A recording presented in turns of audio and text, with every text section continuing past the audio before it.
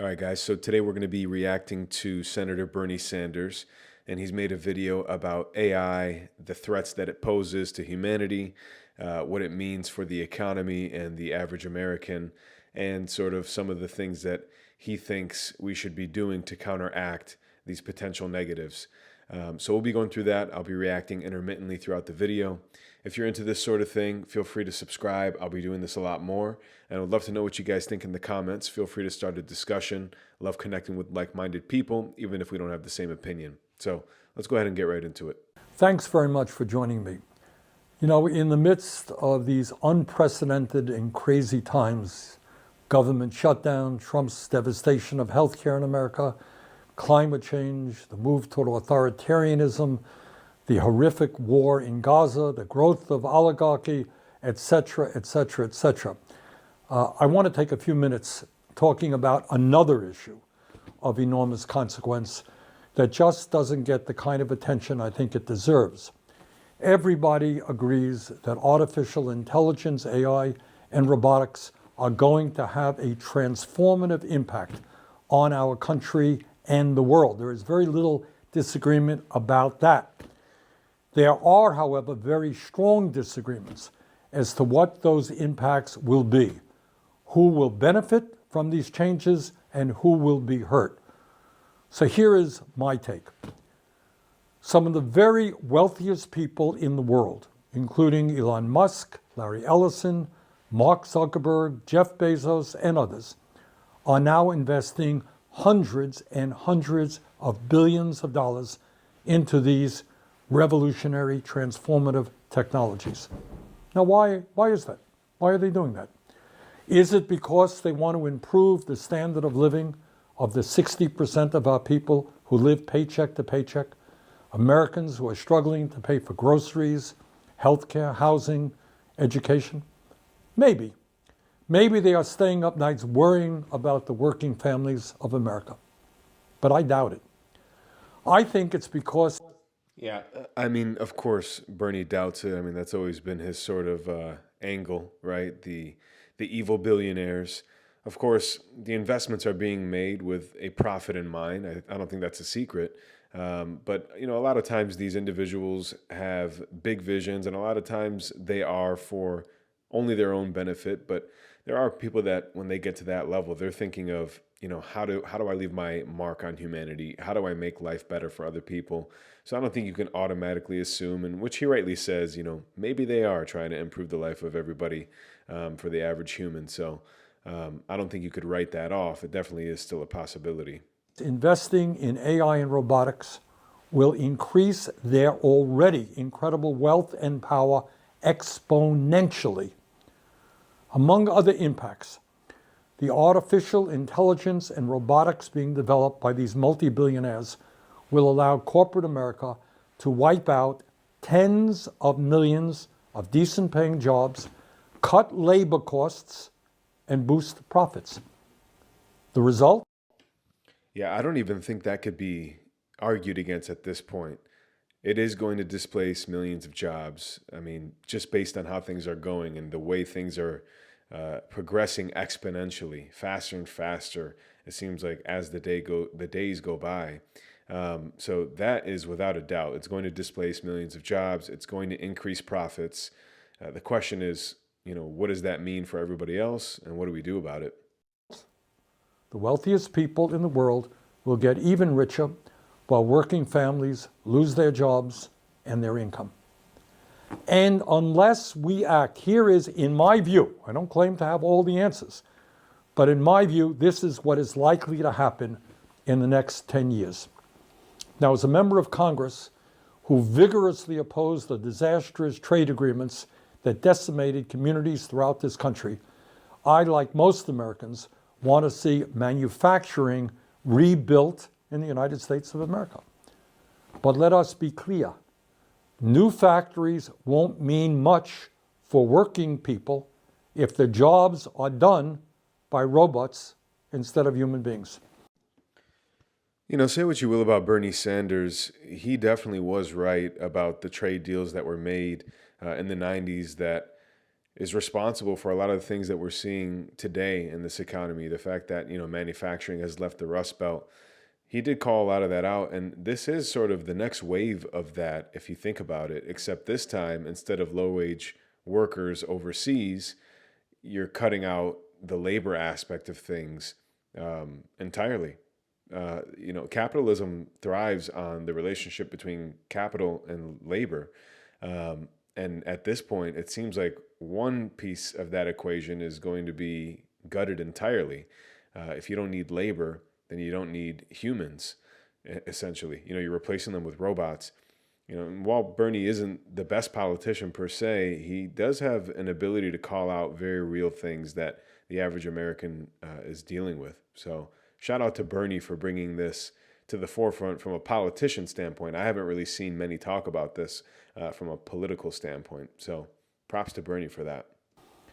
Elon Musk has said he wants Tesla to build millions of robots.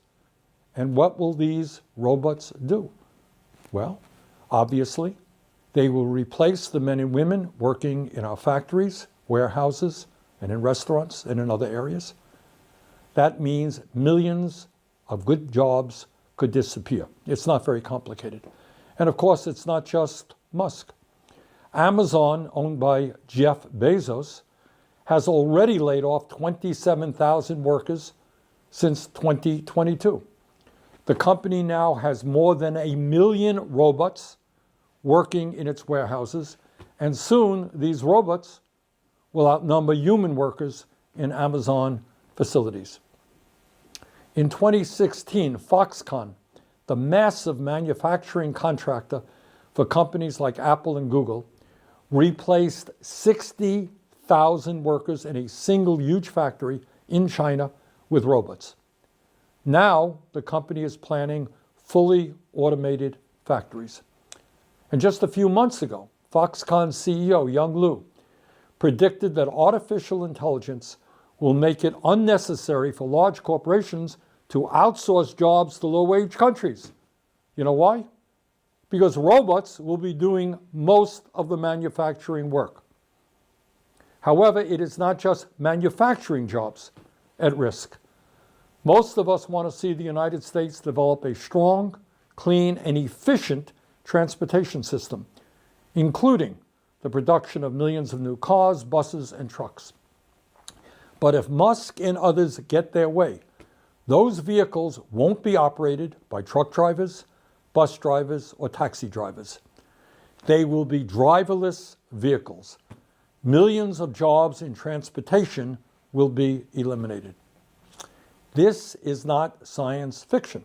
It's already happening. Yeah, I think that distinction is very important. Him bringing up the fact that, hey, this isn't science fiction. This is something that is actually happening. And there's a lot of people that say, oh, there's a lot of doomsday, doomers about AI. Everybody thinks the world is going to end. It's going to change everything. And, those people that are talking about those doomers, they have a much different view, basically saying that everybody's overreacting. Everything's going to be okay. And, while there might be an element of doomsday scenarios from these people who are really fearful about AI, from my standpoint, I think there's more truth to that viewpoint, to be honest. People that are thinking that this isn't going to be a big deal, it's overhyped, maybe in the form that it takes today, you think that AI is just some chat bot. They see their coworkers using ChatGPT to do, mundane tasks. If you haven't really played around with the features and capabilities that there are, not only that, if you can't, have the ability to think one or two steps further and say, well, if this is doing this, what does that mean for X, Y, and Z? And where does that leave everything in a couple of years' time, and even less? It's very scary when you understand what this is going to change and what it's going to automate away. So it's definitely scary. FedEx is using driverless trucks to haul heavy loads along the I-45 corridor between Dallas and Houston through a company called Aurora. Walmart is using autonomous trucks for short-haul deliveries in Arkansas through a company called Gatik. Kodiak Robotics has partnered with IKEA to conduct driverless deliveries in Texas. Waymo is operating self-driving cabs in Los Angeles. Yeah, so essentially, you're talking about people that were truck drivers. You're talking about people that would deliver things. These are everyday Americans who would get paid to do these jobs, and now they're going to be gone. And you have to ask yourself, what are these people going to do? Of course, AI is going to create new opportunities, but is it going to create opportunities to backfill an enormous amount of opportunities that it's going to take away? And even if it does create these opportunities, how are we going to make sure that these people are trained to do these new jobs, whatever new jobs, if and when it creates these new jobs, right? So, you're talking about mass change, mass disruption for the average American. And if we're not going to be able to answer these questions or have a plan, it's going to cause a lot of disruption, and it could lead to violence, and it could lead to a lot of pain and suffering. So it's something that definitely needs to be pondered on and brought into the public discussion. Phoenix, San Francisco, Atlanta, and Austin. We all want to see more startup companies and small businesses, but for workers, that will mean very little if half of all white-collar entry-level jobs are eliminated over the next 5 years. And that is exactly what has been predicted by Dario Amodei, the founder of Anthropic, one of the leading AI companies in the world. As the ranking member of the Health, Education, Labor, and Pensions Committee, I just released a report finding that AI, automation, and robotics could replace nearly 100 million jobs in America over the next decade, including 40% of registered nurses, 47% of truck drivers, 64% of accountants, 65% of teaching assistants, and 89% of fast food workers, among many other occupations. And as bad as that may seem, I'm afraid it could be an underestimate. In June, the CEO of Ford, Jim Farley, predicted that AI could eliminate, quote, literally half of all white-collar jobs in the U.S., end quote, within the next decade. That's Jim Farley, Ford. Elon Musk said this year that as a result of AI and robotics, quote, probably none of us will have a job. If you want a job, that's kind of like a hobby. You can do a job.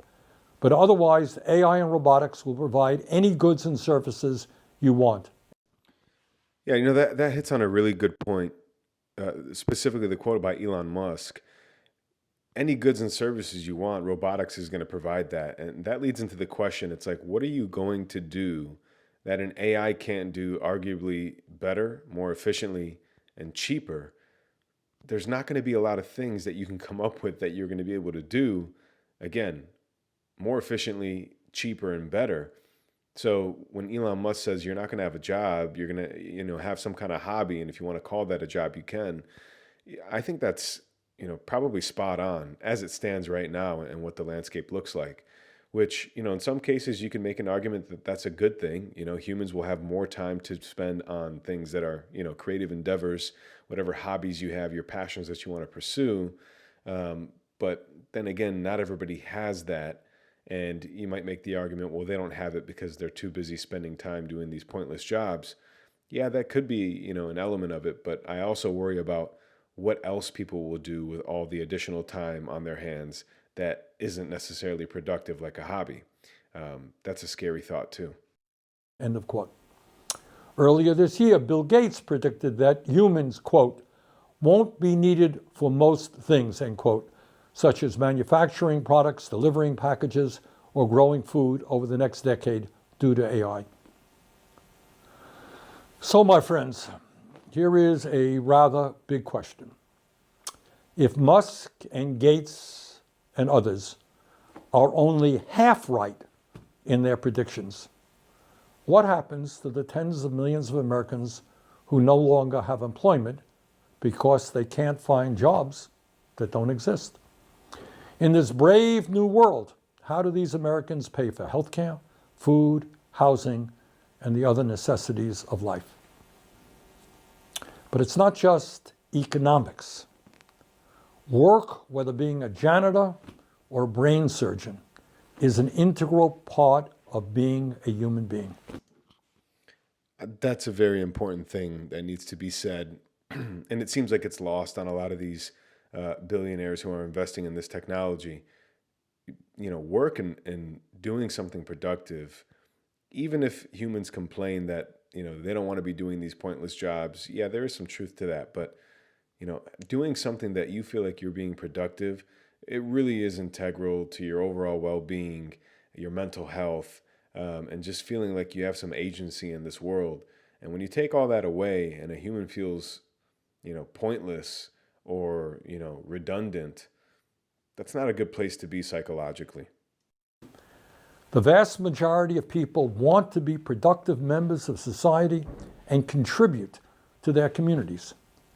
What happens when that vital aspect of human existence is removed from our lives? Further, and now we get into some pretty deep stuff, the rapid developments in AI will likely have a profoundly dehumanizing impact on all of us. In many ways, it will actually redefine what it means to be human, fundamentally alter our relationships to each other, and the very nature of what we call society. Can AI and robotics be of help to us in many ways? Absolutely. I believe they can. I am not a Luddite. The goal, however, is to make sure that the new technologies being developed serve human needs and not just further enrich a small number of multi-billionaires. We do not simply need a more efficient society. We need a world where people live healthier, happier, and more fulfilling lives. So, where do we go from here? And again, I don't have all of the answers, but here are just a few ideas as to how, in my view, the advances in technology can benefit ordinary Americans and not just multi-billionaires. First, we must move to a 32-hour work week with no loss in pay. Think about it. Today, American workers are 400% more productive than they were in the 1940s when the 40-hour work week was first established. This is an interesting point because with all the increases in productivity with AI, and you see it all the time, right? Posts on social media, people talking about how they don't actually work 8 hours in a day. They find themselves wasting, multiple hours in a day, sometimes half of the hours in a day, and they pretty much, distract themselves until the last few hours of the workday where they get all their work done. That's not, a good existence. That's not an efficient way of spending time. And it probably is something that needs to be looked at and revamped for the modern 21st century and the wake of AI as well. The 40-hour work week, as Bernie is saying, was created in the 40s. So it probably is time to take another look at that. I don't know if 32-hour work week while maintaining the same pay is necessarily the answer, but I think a change is definitely needed. That's pretty obvious. Artificial intelligence and robotics will greatly increase that productivity. Workers must benefit from that increased output through a shorter work week. A 32-hour work week with no loss in pay would be a major step forward in improving the quality of life for millions of Americans. Second, we must require large corporations to allow workers to elect at least 45% of the members of their boards of directors, similar to what already takes place in Germany. Workers need a seat at the table to best determine how AI is used in their companies. If Tesla workers were on their corporate board, I doubt very Yeah, I don't think that's ever going to fly in the United States. That's maybe more of a European model. It might be something that, you hear people pushing for, but I just don't see that happening here in the United States. very much that they would be rewarding Elon Musk with $1 trillion pay package. Third, we must greatly increase profit sharing at our nation's largest corporations. In my view, workers should receive at least 20% of the stock in companies they work for. Corporate profits should not just be going to enrich wealthy stockholders and the billionaires who own them. Fourth, we need to substantially expand the concept of employee ownership in America. When workers own their own businesses and are more involved in the decision-making processes, they will make choices that benefit everyone in the company, not just the people on top. Yeah, see, this is where Bernie Sanders starts to lose me with his socialist ideas. I think he's done a fantastic job at pointing out the problems that exist so far throughout this video. I just don't agree with him on the solutions here. And the solutions that he's proposing really feeds into that victim, mindset, the handout mindset. And I don't think that's something that is American in spirit, and it's not something that we've relied on for all the prosperity that we've been experiencing. Now, don't get me wrong, this isn't your grandfather's capitalism. I think a lot of things that we're seeing right now are symptoms of late stage capitalism, over financialization, not producing things, where the economy is mostly based on money printing, speculating, puts and takes, owning a lot of assets at the top and basically making everyone else a renter. That is not the capitalism that we remember, and it's not the capitalism that gave us all the prosperity that we remember from the 90s and 2000s. So I think something that incentivizes growth, incentivizes new opportunities, puts regular citizens at equity with the opportunity, not necessarily the handout. If all of the top billionaires own all of the compute, all of the AI, and they hoard it for themselves, that's not good. But if we have something like a sovereign wealth fund, or maybe a tax or tax refunds to give to employees to retrain them, if an organization is retraining those employees, they'll get a tax credit, or investing in their employees. I think that's a better route to go. Fifth, instead of providing billions of dollars in tax breaks to companies that are throwing workers out on the street and replacing them with new technologies, we should enact a robot tax on large corporations and use that revenue to improve the lives of workers who have been harmed in this transition. Again, not just giving them a handout, but guiding them through that transition so that they could still be productive members of society and maybe retrained for a new job. Bottom line, AI and robotics will bring a profound transformation to our country. Nobody denies that. In my view, we must fight to make sure that these changes benefit all of us and not just a handful of billionaires.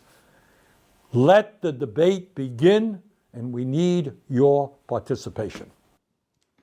Yeah, I mean, I can get behind the overall message of what Bernie's bringing. Again, shout out to him for starting the conversation from the politician perspective, because this is definitely something that's going to cause a lot of disruption and change a lot of people's lives. So shout out to him for getting the conversation going. I disagree with some of the remedies that he's proposing, but as long as we get the conversation started, there's a lot of good things that AI can bring.